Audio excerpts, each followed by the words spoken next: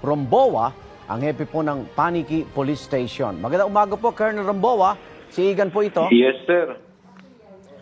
So, Yes, sir. Good morning po. Yes, good morning. Sa naging initial investigation po, anong ugat ng pagtatalo ng pulis na nakilalang si Police Staff Sergeant Jonel Nuesca at yung mag-ina? Right of way ho ba? Bali po, according dun sa witness na na-interview natin, yung initial na info nakuha natin is may nagpaputok ng boga. Kung alam niyo po yung PVC na Yes. during New Year, yung pinapaputok. So, magkapit-bahay lamang sila, narinig nitong polis, so punta dun sa bahay ng biktima Opo. at nagkaroon sila ng pagtatalo.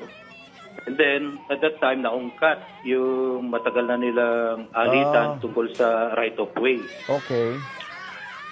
So, doon po nagsimula yung pagtatalo na umabot na doon sa pamamaril Opo. ng ating suspect.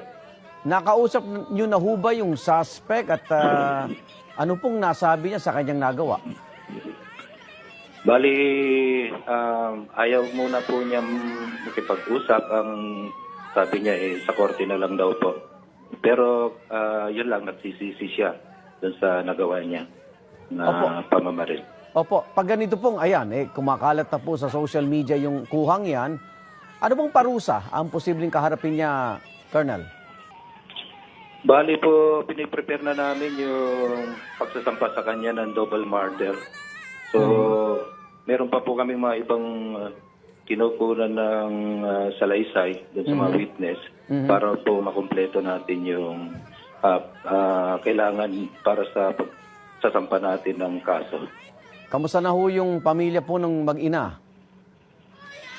Yung pong pamilya, nakausap ko kagabi. Opo. So, punta sila dito sa police station. Opo. And then, sinabihan ko na lang sila, nasa custody na namin yung suspect. Opo. Anytime darating dito, maging mahinahon na lang kayo at gagawin naman namin lahat na makakaya namin para mabigyan ng justice yung kapamilya niya. Okay. Colonel, So, naging mahinahon naman po sila. okay. Colonel, kung ito'y Police Parañaque, paano po ang magiging sistema? Bali po, na-inform na rin namin po yung mother unit niya. Opo. And then, of course, meron po tayo na tinatawag na yung jurisdictional. So, dito po sa jurisdiction namin, nangyari yung incident. Yung so, krimen. we'll file the case dito. Okay po.